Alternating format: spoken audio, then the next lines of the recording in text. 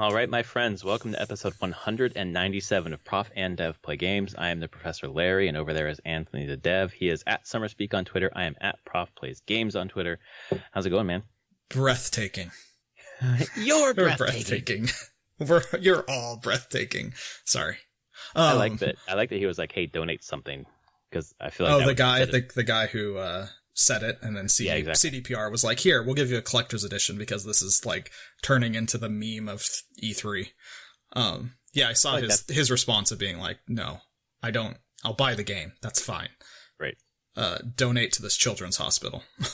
I feel like devs doing that is almost like asking more fans to be doing that in other nations as well. So I'm glad it kind of ended that way. I heard other from Twitter people being annoyed because you were getting a lot more heckling during other presentations. Right, exactly. Because people were trying to emulate the whole thing. And you can't emulate it. It was a completely spontaneous thing during the Microsoft 2077 press thing. Like, I was hoping that people weren't going to emulate it to get stuff. Kind of thing. So, but was still great. Yeah, of course. So what are we doing tonight? Tonight we are basically doing our E3 wrap up, talking about kind of any lingering thoughts about E3, and then kind of moving through our top 5, or in any order, 5 things from E3 that really, really stick with us and make us really excited for what's coming next. Gonna kind of talk about our E3 predictions from a couple of weeks ago, just informally, and talk about how right or wrong we were, and then talk about the games that we have been playing. So why don't we start with just a general E3 wrap up before we get to our list? Just what'd you make of it? What'd you think? Overall thoughts? It was weird. I think we've mentioned it in the previous episodes while it was going on, and I still kind of now afterwards have been sitting on it and going, it's just kind of a weird E3. There are some pretty big bright spots, but just a lot of, I hate to say it, filler. Mm-hmm. Just it's an odd E3 timing wise with the console generations switching, and so it just puts things in these weird places, and they can't show the super exciting stuff, or they don't want to. Right. But they want to give us something because there's still stuff coming out before that console generation switch. It's just a very odd time in the industry. So I felt like we saw a lot of things, not a lot of gameplay in a lot of things, but then deep dives into a few bigger things that are on, like, honestly, I would like, coming out this year. No, they're coming out in 2020. They're still 10, 11 months away. Right. When I think about Cyberpunk, for example, I just finished the school year, and Cyberpunk is basically toward the end of my next school year. That just seems so far away. It is far away. Like, it's really far away to consider that they're just saying this is going to be the release date. I'm like, sure, you better be confident about that.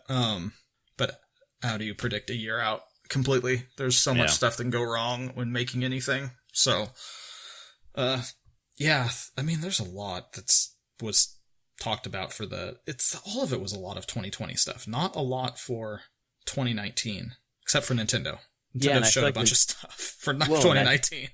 That's because I feel like Nintendo's already on their quote unquote next gen, right? They're not in a holding pattern waiting. They were already on their next thing. So for them, it just felt like a normal E3. Yeah. Here's tons of stuff that's come out this year and a little bit about next year. But the rest, I feel like it was, we want to hold our stage, so we're going to show some stuff. But I was looking the most forward to Ubisoft's presentation, and I felt really let down because there wasn't a ton. Watch Dogs obviously was great, but the rest was kind of eh.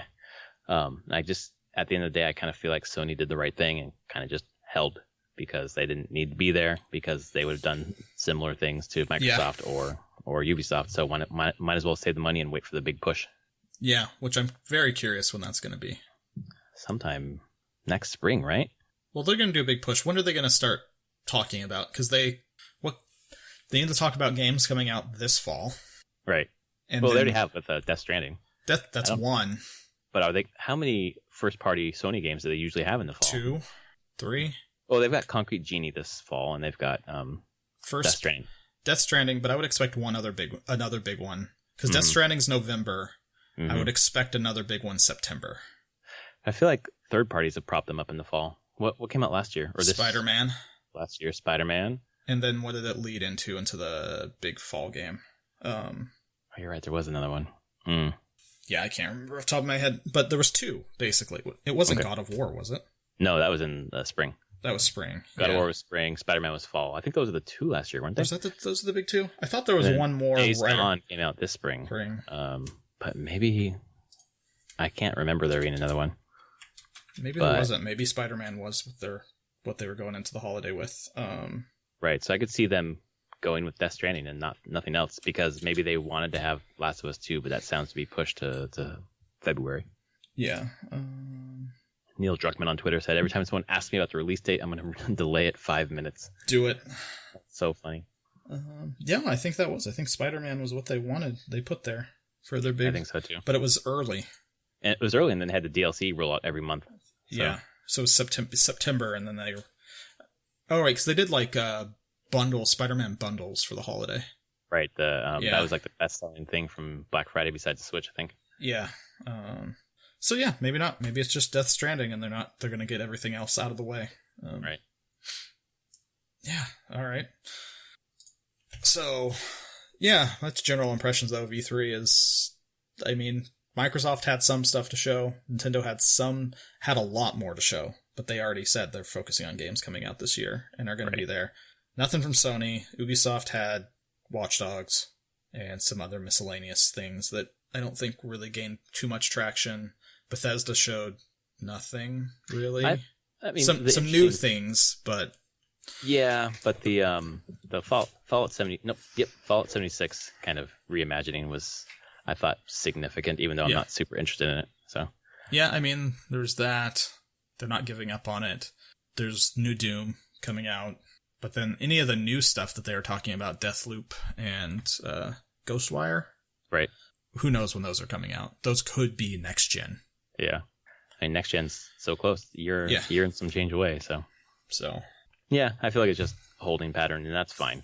I thought there were enough bright spots. Like, for example, on the Microsoft stage, I mean, it's good for them, kind of sucks for them that, the big moment of E3 was the Keanu / Cyberpunk information.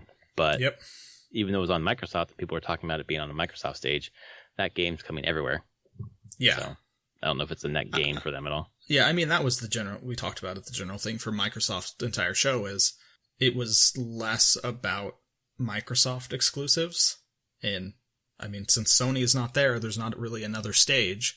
Right. Everyone wanted to get their game on a stage, that stage, and it was Microsoft. So, a lot of those games are going everywhere.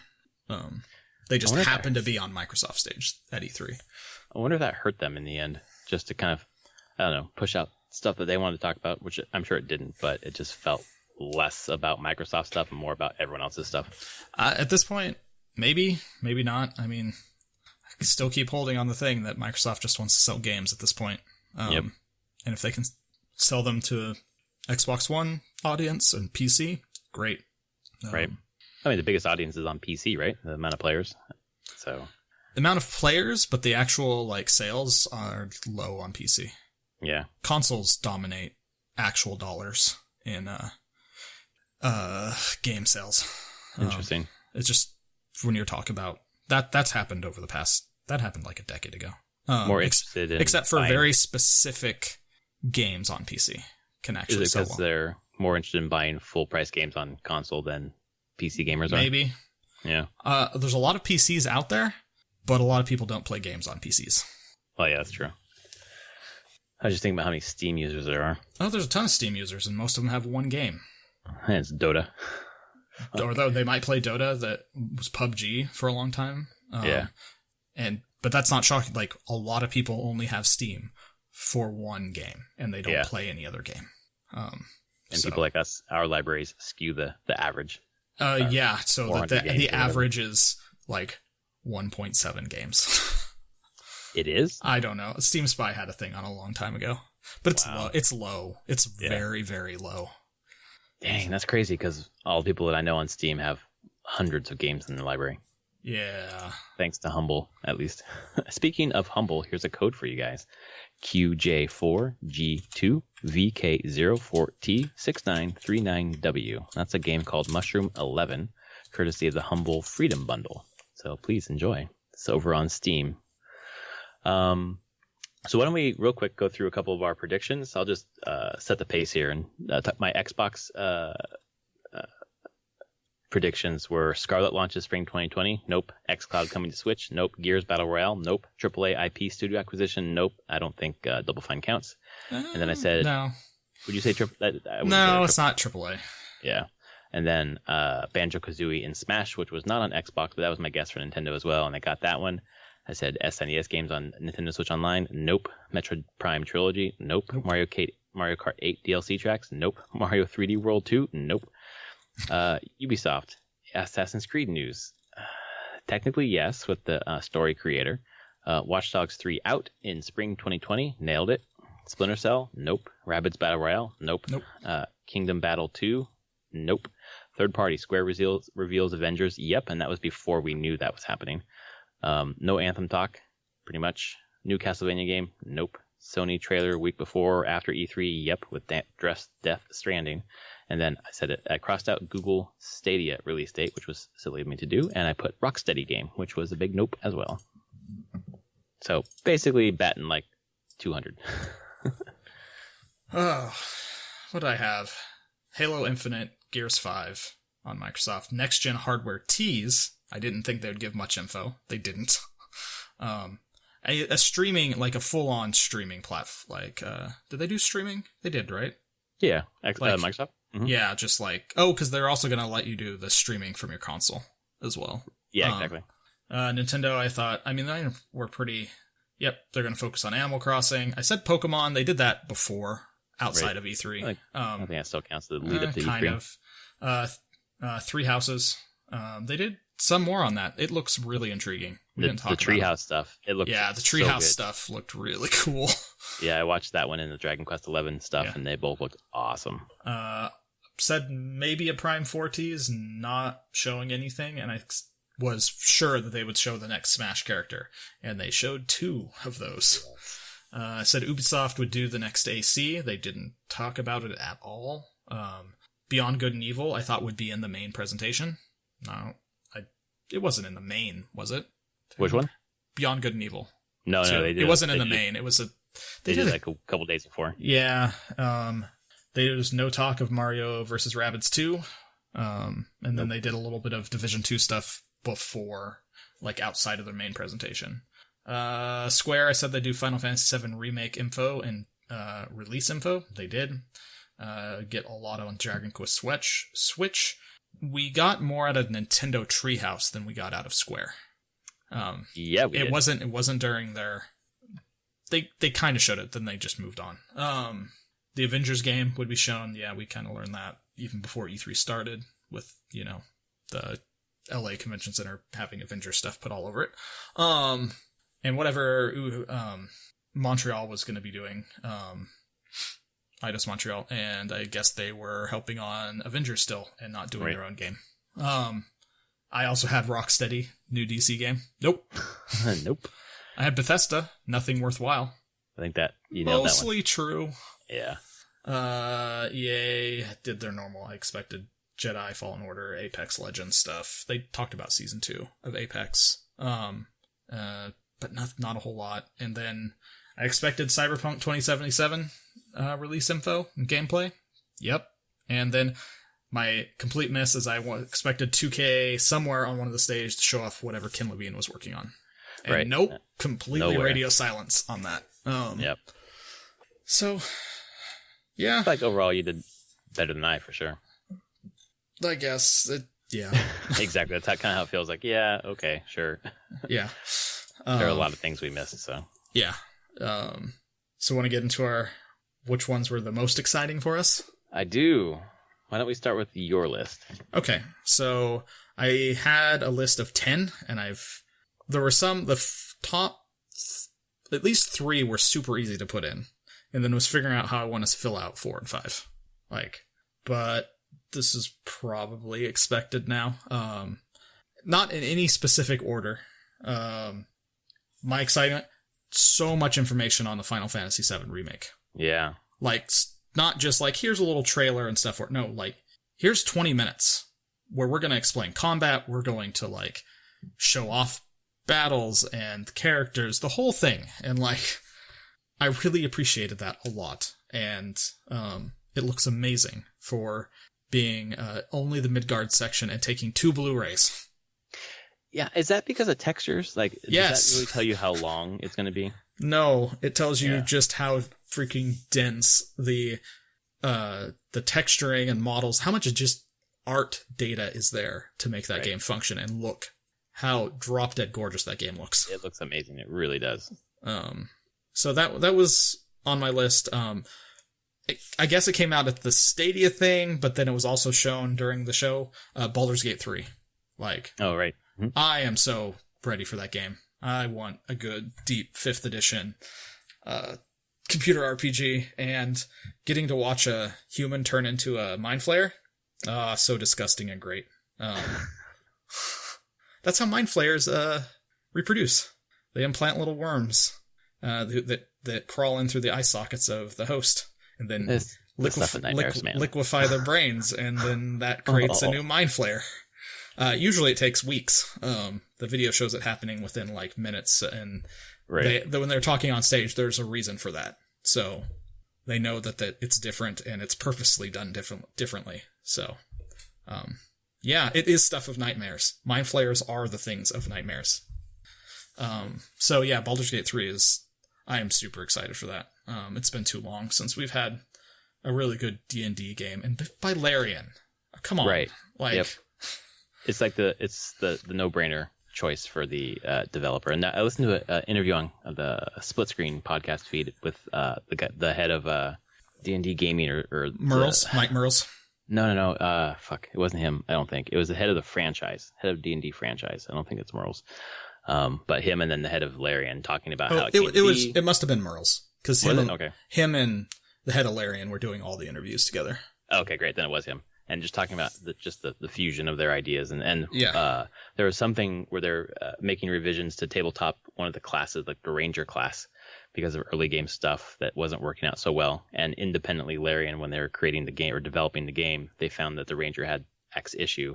And then they went to Wizards, I guess, or this guy or Merles or whatever, and was talking about it. And they're like, that's funny because we're doing the exact same thing on the tabletop side. So they're both kind of in the same groove about what's working and what's not. Nice. Yeah. So it's in good hands. It is. I'm sure it's a couple years away, though. Oh, God, at least, yeah. Yeah. Although they've been working on it for a few years at this point, which is crazy that they kept that silent.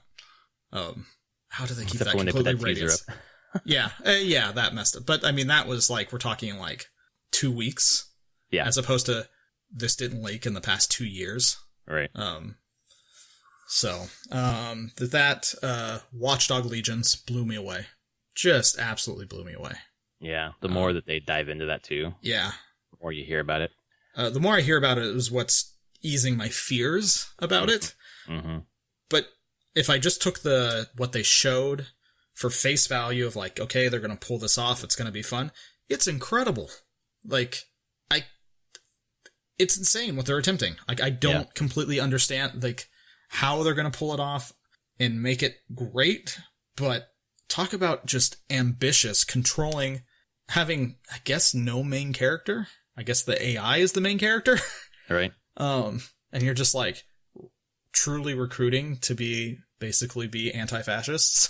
Well, and I love the way that the recruiting is basically trying to get them to, if they don't like DedSec, like making them like DedSec, and just hearing how complex that whole tree is, basically the decision tree. Like, someone was talking about trying to recruit a guy, and there were 3 different options to recruit him, and they chose to go recruit him through helping the girlfriend. When they helped the girlfriend, it set into motion like 2 other decision trees that they had to follow to get the original guy to join DedSec, and it was just like it seemed like a couple hour-long chain to recruit this one NPC. And it sounded pretty interesting. It's crazy. And it seems like it's not, I just can imagine it's going to be a bit repetitive, but from what they're saying, at least, that it's not going to be as repetitive as you think. And that's my hope. And clearly, I mean, going into that game, making it, they have to have already this game could be repetitive. How do we fix that? Right. Not to say they can come up with good solutions that work from a technical standpoint or cost standpoint, but it has to be high on their list of like design problems that we need to solve. And maybe they have. Maybe they've figured out an ingenious system to break that repetition and at least keep giving twists to the formula as you play through it. Yeah, I'm very curious because I'm wondering how much replay is in that game too. You could just be like, all right, I finished the game. I want to restart it, but I'm going to recruit completely different people this time. Right. Well, yeah, to have your team as like just a team full of grannies as opposed to like a team full of like like really MI6 people or whatever. I feel like that would change the nature of the game. Yeah, and I'm very curious if there's going to be more replayability to this game than previous, not even Watch Dogs, but kind of these big Ubisoft third-person games. Right. So yeah, that one, Breath of the Wild sequel. Holy shit. Yeah. It wasn't a lot, but just the confirmation that it's happening and that they're willing to even show stuff like actual, like, yep, here's the world again. Coming out in interviews saying it is going to be the same Hyrule. I don't know if you saw that. I did, yeah. Where they're like, we don't want to get rid of this world. We want to explore it more. Well, that's nice. That makes it seem like it's nearer than I would worry that it would be because it's building on what they've already done. I think it's same world. Fall 2020. God damn, that'd be amazing. I think that could be what they're shooting for. Especially like again, because that's when the new all the new next gen hardware is coming out. Wouldn't it be great if all this next gen hardware was coming out and they're like, here, well, we're not going to put out there might be a new Switch at that point or a souped up one. But either way, it would still run on the current one and be like, well, we're just putting out, our most popular game. So don't forget the best game of all time is over here. Yeah, pretty much. Or the sequel to it. I mean, yeah. So that was just super exciting. I really loved what they did with the music in that trailer. Oh, yeah. The reversed. Mm-hmm. And people are now doing it forward and trying to figure out, like, analyze all the music and stuff. Uh-huh. Oh, it's so cool, though. But it's such a nice touch to that, like, this is just going to be off in some ways. It's not the Zelda game you're probably expecting in some ways. And hopefully Zelda's playable. Well, I mean, after Cadence, come on. Yeah. It's got to happen. That trailer made it seem, like she would be, but we've thought could that be. before. It could be. Could be. It's showing her around a lot more, though.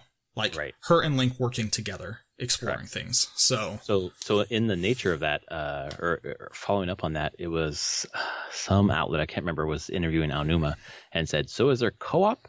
And he said, more on that later. Oh, that would be really cool. Wouldn't that be cool? Like, you could play as either one, but then you could do co-op. Like, that would be, that'd be like the next evolution of the series, right? Like, it really would. Like that. Yeah. And not like a Four Swords adventure kind of thing, but a full, I don't know. I don't want to get my hopes up because playing Cadence, and I'll get to it later, playing Cadence of Hyrule as Zelda definitely brings something different to the game that feels good. So I hope that the main game does it as well. Because I do it in the offshoots. I mean, you can play as Zelda in Hyrule Warriors as well. So it's time for it to come back to the main game. Yeah. And then you should know the last one. It's breathtaking. Oh, yeah. I was like, did you already talk about Cyberpunk? It's got to be Cyberpunk. I nerded out so much to all the... Once knowing Keanu Reeves is in it, and Keanu Reeves in it is just kind of hilarious to me that he's even going to be in it.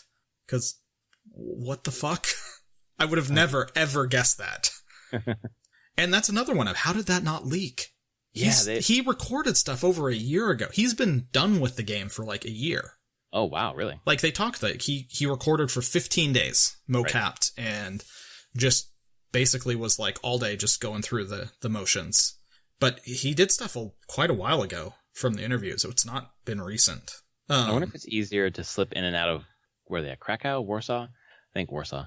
Warsaw. Like, I feel like some of the studios maybe have people staked out in LA. Yeah, and who knows if they're doing it there. They could be doing it in LA. Oh, that's true. Through a studio in LA, just coming out and doing all the mocap and recording there. Right. So, I'm just shocked that he's going to be in it. It's great. He's like the face of Cyberpunk in general. Like when people think of Matrix or then Johnny Mnemonic before that. Right. That he's here, but then the character he's playing just let me nerd out like insanely, and I was so happy. And then that they did their 50-minute demo and people started talking about that, and I could nerd out even more. It's just the attention to detail that they're giving to this thing that I loved when I was in high school. Like, I just kind of can't believe they're doing it. Right. And they care so much about the lore and the characters and every little detail. That's the thing, is like how much detail is packed into what it sounds like from the demo is into this game is insane. Yeah.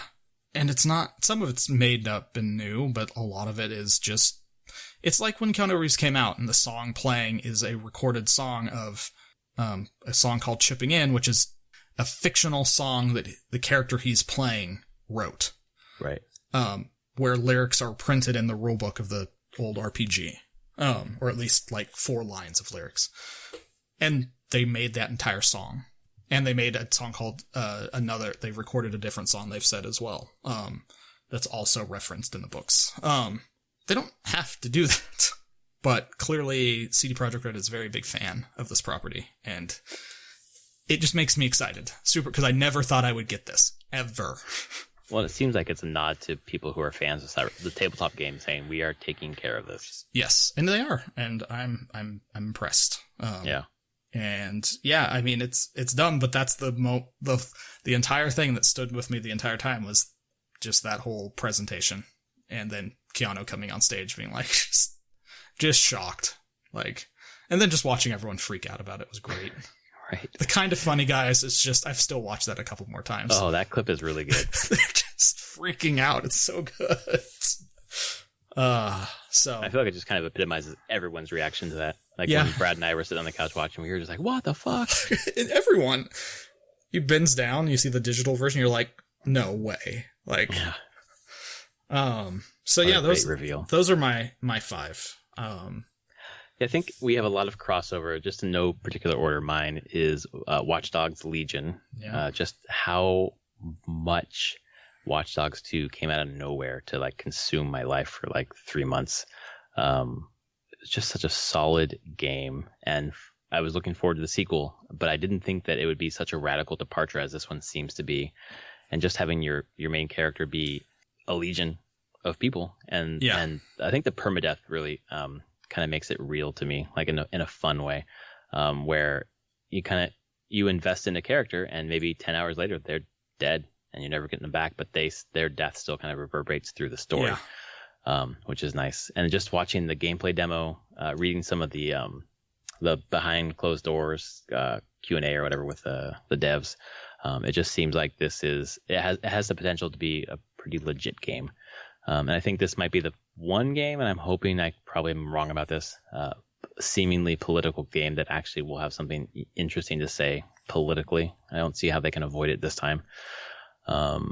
So that's on my list. Another one, just for the sheer joy, seeing the Banjo-Kazooie announced, and just it was funny for them to do the same kind of fake out trailer, but then just having all the rare characters together was just a really nice nod. And then the splash screen is Banjo-Kazooie raring to go.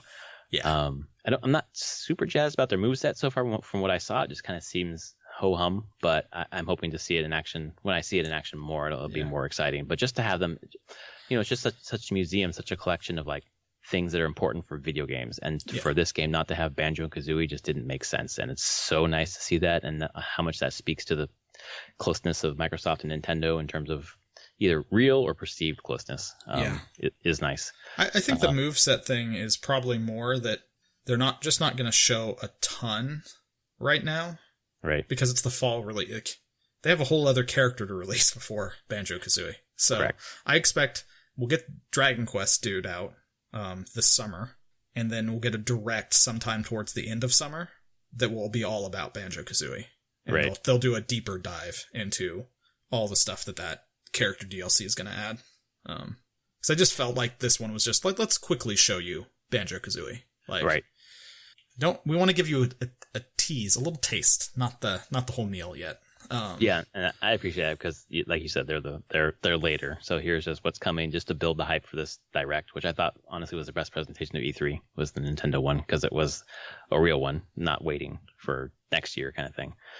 And then in that same direct, I seriously cried, like not bawling, but like weeped a couple of tears, just so how happy I was to actually see that this was real. Witcher 3 definitive coming to Switch, and I don't care, like as long as the frame rate is okay. Like I don't care what it looks like, because I have that on so many different consoles, but to have it on the go, And apparently afterwards, basically, this is going to be the first cart outside of Japan that's going to be the full 32 gig cartridge. So it's going to have the whole game on the cartridge. So you don't have to download it. I might have to download a patch or something. I'm not sure. But, basically, because of how much the cartridges cost, the developers are doing the 4 or 8 gig and then having everyone download after that.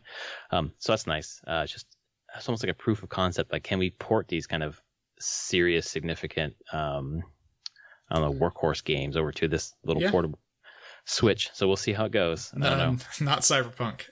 I saw someone talk about the specs that they were showing it off on today. So it was like top end. It was like an i7 8700, like 3 points, multi-core Intel thing. But I mean, it was a lot of super nice stuff, but it was a Titan RTX GPU. I mean, I'm like, yeah, good luck. That's, which I get. They're not, this, the demo they're showing, they want like 0 frame rate issues. So they're going to put the biggest, baddest GPU they can at the thing. But still, I'm like, that's not really mainstream at all. Good luck. Well, yeah, and I don't see, Witcher 3 is like 2015. Yeah. So I feel like there's some sort of cap on when stuff can come to the Switch. These big AAA games. Yeah, basically. But it's ambitious to try to get that one on there. So I'm super curious. I hope it's acceptable because I really want to dive in. If I can get the CPU stuff cleaned up in Witcher. That's what Digital Foundry, if you watch the whole, like the big Digital Foundry I read breakdown. It, but I didn't watch it. Watch their whole breakdown. They're like, it's the CPU is the big bottleneck. Because there are just some places in Witcher 3 that just destroy the CPU. The Novigrad, the bogs. Yeah, there's just tons of just things going around. Yep. So GPU is one thing, and Digital Foundry is like, we can change graphics settings to get the GPU generally okay, but doing something that was similar to the Switch CPU, that's when they were getting like 15 frames per second, 16 frames per second tops. Yeah, that's what I'm really worried about. Which I don't think they'd ship anything like that. I would hope not. So hopefully they're just optimizing. They're just like, yep, we're going into the code, and whoever's doing this port, because I don't think it's Hitpoint. No, it's Saber Interactive. Yeah. They have to have the source and just be like doing crazy optimizations on certain parts of the game. Right, and it's supposed to be a fall release, but take all the time you need to get it right. Yeah. Because we have that game on every other system, so let's just wait and get it right. Next one for me, obviously Breath of the Wild 2. Just Breath of the Wild, one of my favorite games of all time. So to have something in the same world and the same art style, the same physics and mechanics and engine, and I want it. I just lost myself to that game. Yep. And I would love to do that again. And the last one, like trying to figure out the fifth one on my list, I had several things cycling through. But the more that I marinated on this and the more that I looked at media and read accounts and things, it's Cyberpunk 2077, which is crazy because I don't give a fuck about Cyberpunk or sci-fi is not really my thing. But the more that I hear about how, decision driven, your choices matter, so much detail, you can tackle things many different ways. There's just so much that they're doing in terms of gameplay that seems different. Yeah. So I'm pretty excited about that one. And you talk about Witcher 3. Like, I feel like while they're not making another Witcher game, all that storytelling skill that they got from making Witcher 3, right? They've learned from it and they're pouring it into Cyberpunk. Right. And that's another reason why I'm excited about it, because if I am that in love with Witcher 3, I have to be excited about what that developer is doing next. Yeah. So kind of going on faith, although not really so much because I've seen one demo and read about the other demo, which we'll see, I think, around Gamescom is when they said August. I think Gamescom is mid-August, so end of August we should see that. I wonder if they'll come to PAX. They probably won't, but that would be amazing. Well, the guys, the Art Talsorian who make the pen and paper, they're based in Seattle. Oh, right. Like, I remember you saying they're in the east side. But yeah, they're all here. I'm like, why don't you just have a small thing at PAX? Come on, just do it. I will find a way to go. But yeah, to see that with your own eyes. Yeah, but or see anything about it. Yeah, basically. So before we move on to the next part, unless there's anything else about yours or my list, I'll go through what Brad said. So my friend Brad was very excited about, first and foremost, Final Fantasy VII Remake. Okay. For some of the things that you mentioned earlier, just the way that it's transforming the game and adding more, building out Midgar, the interactions between the characters and such. Next one, Cyberpunk and Keanu Reeves, of course, for a lot of the reasons we talked about. And then Halo Infinite, seeing Halo on the new hardware, next-gen hardware, and continuing that story that he really loves. Doom Eternal, he loved the gameplay of Doom 2016, and just to get more of that. And then Daemon X Machina and Astral Chain on the Switch. He's excited about both of those games for what they showed a lot more interesting stuff this E3. Both of those were two that were on my 6 to 10 list. I'm very interested in both of those. I don't think I'll play. Astral Chain looks amazing. I think I'll be terrible at it. Just because like the Bayonetta combat, right? I saw like the people play. I was like, oh man, this looks amazing, and I'm gonna be so bad. All right. But those looked really cool. It was a Treehouse that I saw them playing it, and it looked really cool. And I like Treehouse where they can just like give a little bit of information in the direct and say, and you just know, like we have 3 days of like deep dives and like. Yep. Watching a deep dive of Dragon Quest XI with like the person who was leading it, she just knew so much about the game and the series, and it was just so much really good information. And the same thing with Three Houses, Fire Emblem. That was so much fun watching that. Fuck, and that game's doing so much great stuff, like such different stuff. The 5-year jump that they kept alluding to. I'm very curious about how this game plays, like truly plays. Well, and the relationships sound. Yeah.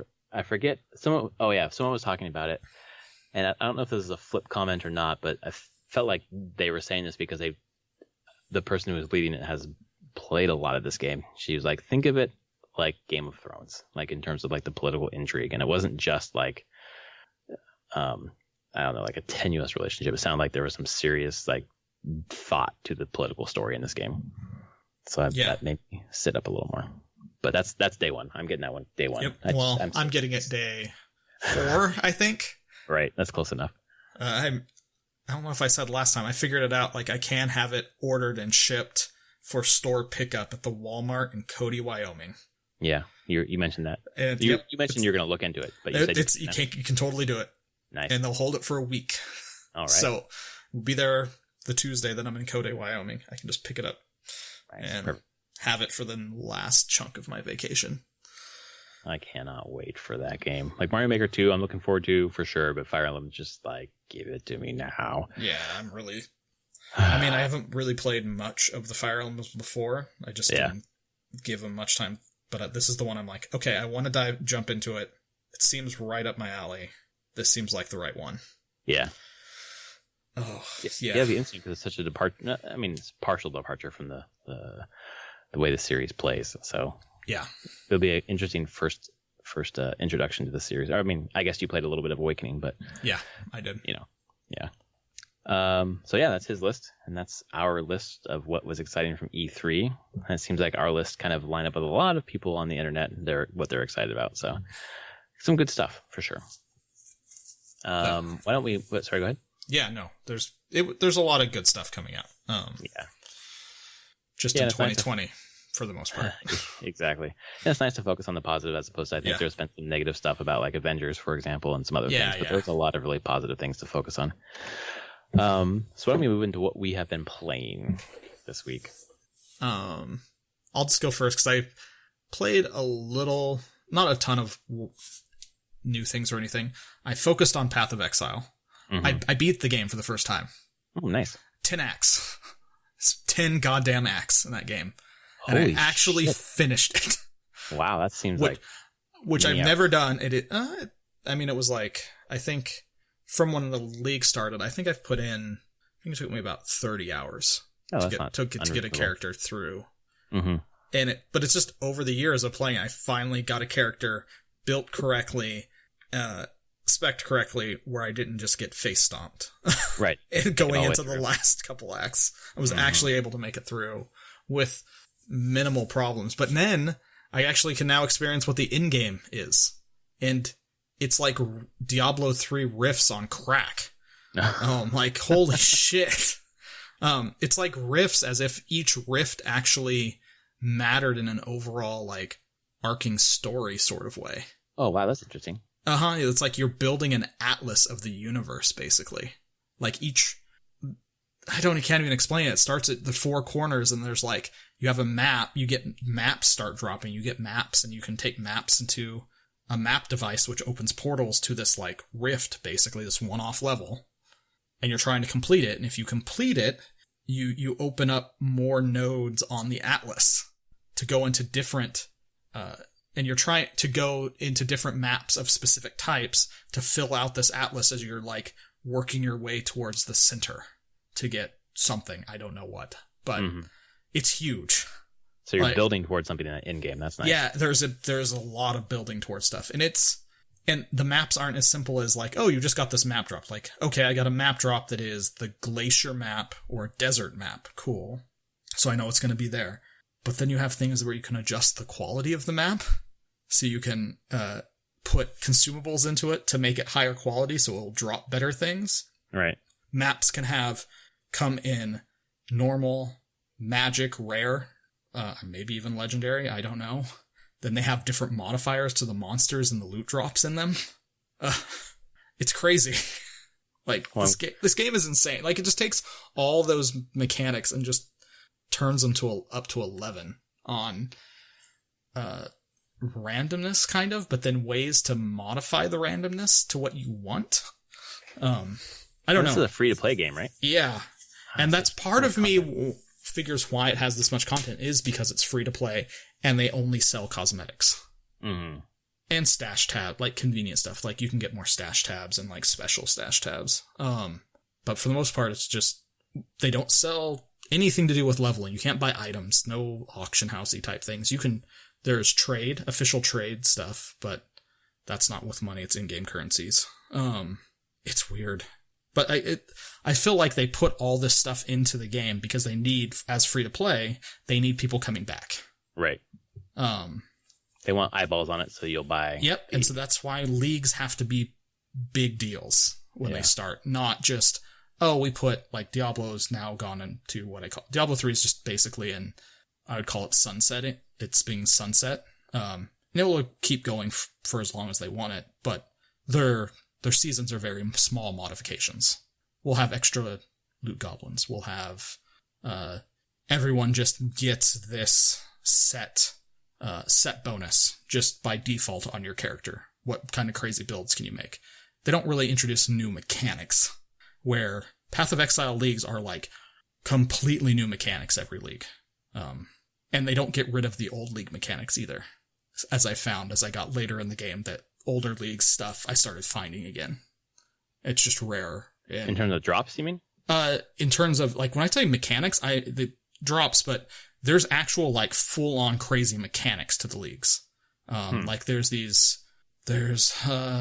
Legion. There's 2 ago, there was one called Betrayal. And basically you were then finding strongholds on the map. Maps were randomly generated. There'd be like these small strongholds where you'd be defeating special enemies that were part of the syndicate, and you defeat them, and then you go to like think of it as like a crime board where there's like pictures and clues and stuff, and you were like piecing together where their main base is, like based upon like defeating them and saying, if I want to interrogate them, execute them, make a bargain with these different bosses that you were beating in these strongholds. And so it was a whole mechanic of like figuring out like basically just another form of experience and reputation. But it was a whole mechanic of these would just spawn on the maps. Like sometimes. If you didn't play in that league, you would think that you wouldn't be able to access that, but you're saying that it's still here. It's still here. It just shows up. It's just not as common. But I've now come across it again. All that mechanic it's still there. They've never removed it. Right. And I've found other league mechanics that are still here too. So the amount of content is kind of insane, and I can see why it's super hard for anyone to get into at this point. Because there's so much there. Right. Kind of hard to get a handle on. Yeah, it's really been huge task to just kind of understand it. But that's what I played mostly this week was that, trying to focus on that. Played some D&D today with my kid, which was great. Father's Day D&D. Nice. Was the whole family or just you and him? And my wife and my daughter's there too, and she can control the squirrel right now. Eventually, she'll make her own character. Yeah, we'll figure out when the right time is for that. yeah, that was a fun thing to do. So doing that, and did I play anything else earlier in the week? Some more Rabbids. Still working my way through it, slowly but surely. What act are you on? 3. 3? Oh yeah. I can't wait till you get into 3. This 3 is like the spooky one, right? Yes. Yeah, the ending is fucking great. It's just been a lot of fun. I'm just like cruising through it, and it's still always throwing cool new things at me. Yep. It continues just to throw new things at you through the end. And then so cool. The DLC is just even more. Yeah. So well neat. Done. I think this week I'm going to hopefully get back to AC Odyssey just to beat that. Mm-hmm. Or beat up to what I have so I can be ready for... I don't even know when they said when. I think it's episode July. 3. Yeah, probably into July, I think. Yeah. I need to get back to that and get up to where that's at so that we can all do it together. Yeah, so that's what I've been up to this week. Nice. I think I can't remember if there's anything else I played this week besides Cadence of Hyrule, but that came out a couple days ago, so it must have been something. But I've been really busy this week. I'm not sure if I have played that many games before that. So I'll start with not Cadence, but I'll actually start with Commander Keen. Brad picked it up for me on Steam, and I played a bit of it. It kind of placing it in time, like in the early 90s, in like, you know, when you're in grade school and you're able to play on the computer and play different games. I can see why that would be super awesome. It's interesting. I was playing it for probably 20 minutes, and I was interested in continuing. It definitely wasn't off-putting in terms of like the controls or whatever. I can see what they were doing. It's like blows my mind that this is id Software making this game. Yep. So I can see its place in the gaming, landscape back then.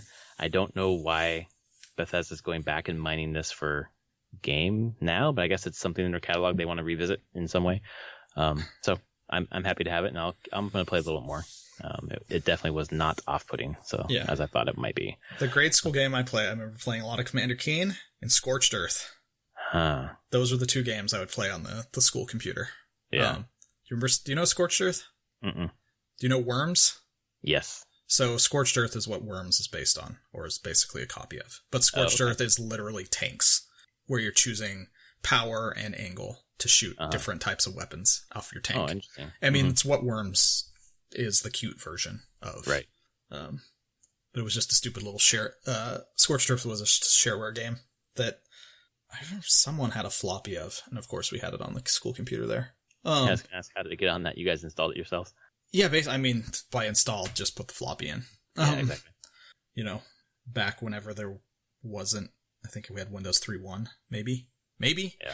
Like, those weird 3.5-inch floppy disks. Maybe it was actually on a 5 1/4. I think I had it on a 5 1/4, actually. I just think about playing games in school, and it was always the Apple IIgs and the Number Munchers or Oregon Trail or that fucking commodity game where you drive the truck around. Can't remember that one. Oh, yeah. Was it Truckin' USA? Something like that. It made me want to be a truck driver, which I'm glad I didn't do. But, I'm glad there are truck drivers because I need to buy things, but probably not the life for me. But yeah, Commander Keen, interesting. And then Cadence of Hyrule. I was on the fence about picking it up or not because I have started Crypt of the Necrodancer, and I like the concept, but it was just way too hard for me, and I didn't really get it. But you sent me a review from Polygon, I think, saying it was the best Zelda spin-off ever, and I read a couple other reviews that were just like, this is really, really good, and it wasn't as punishingly hard. So I decided to pick it up, and I cannot put it down. I have basically just the final boss to beat now. I'm going to beat it after the show. Nice. But basically it's a Zelda overworld, and each screen is basically there are enemies on the screen. You have to like dance to the beat and attack them to the beat, and you're picking up upgrades for your weapons that are permanent, or picking up items that are permanent, like a hook shot or the boomerang or a Deku Leaf or whatever, and different spells. And then you gain different abilities for Link or Zelda. I'm playing as Zelda, and I have not switched over to Link. I've just been playing straight through as Zelda, where she does like the diamond reflect, basically the reflect spell that if something shoots at you, you hit R, and then it reflects it back at them. And then you can use L to shoot fire across the screen, which is both of those are unique to her. I think Link has on the R button a shield, and on the L button his spinning sword attack. Okay. But you're dancing to the beat and just attacking enemies, and when you do that on the screen, after they're all done, you get a diamond. for killing everyone on the screen, or you get 2 diamonds if you did it without getting hit. And eventually those diamonds are used if you die to buy items to come back to life.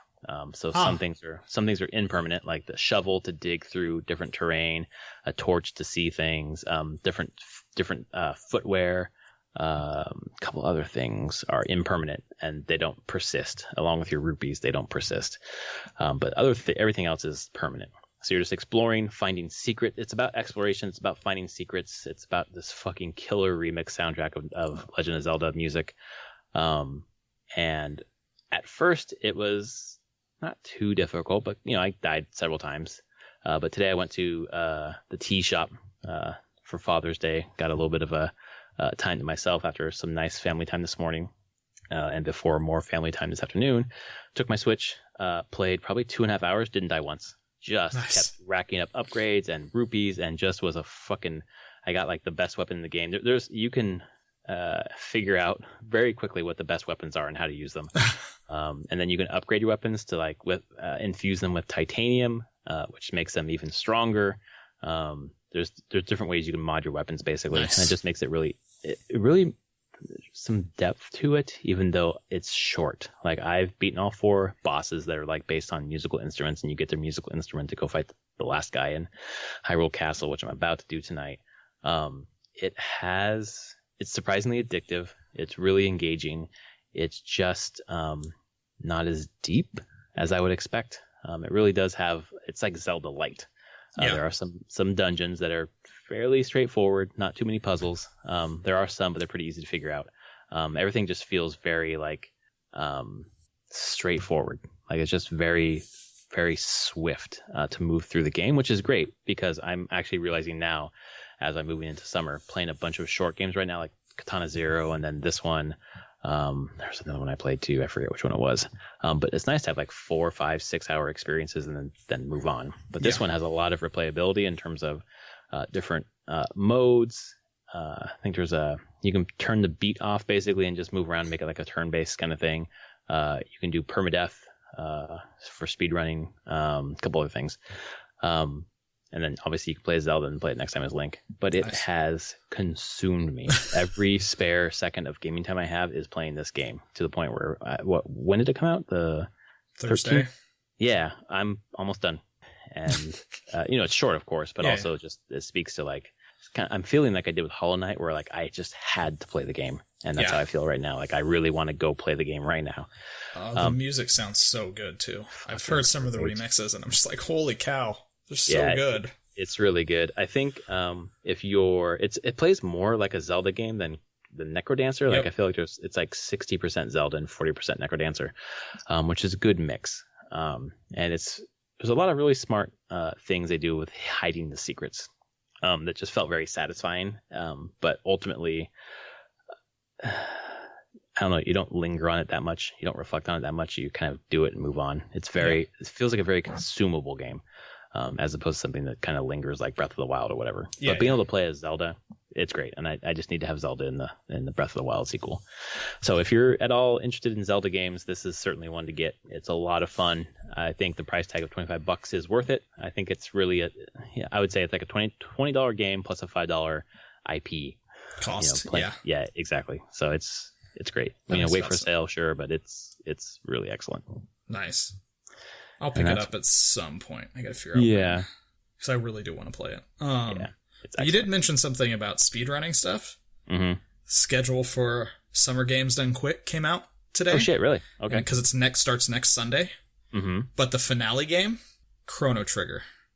Chrono Trigger. Speedrun of Chrono Trigger on I think June 30th. So yeah, the following week. Right. It's still they're going to beat the game in 6 hours is the time that they're given to beat it, which is still pretty incredible to think they'll beat that game in 6 hours. Yeah, that seems crazy. So, I thought you'd be somewhat interested in seeing some of that. Absolutely. But yeah, Summer Games Done Quick starts next Sunday, and I plan to watch a ton of it. The schedule looks great. I feel like we just had the winter. Was that in January? Awesome Games Done Quick. Yeah, it was January. Fuck, this year's going by so fast. Yes, it is. Oh my god. Yeah. Well, I'm looking forward to that. Yeah. And also their cool t-shirt designs. Yes. They're super, super dope. Oh, man. Well, I'm looking forward to another week of gaming. Yep. I don't know if there's any. Maybe we'll get some crazy news from Sony or something, but Sony's possible. Yeah. They might be quiet though for a little bit. Yeah. After the hubbub of E3, it might be another week to lay low. Yeah. So we'll see. Yeah. Cool. Well, that was episode 197 of Prof and Dev Play Games. He is the dev at SummerSpeak. I am the professor at Prof Plays Games. Thanks for joining us. If you like our show, please rate it on your podcast service of choice, and also check us out on Patreon at Prof and Dev Play Games. Search that.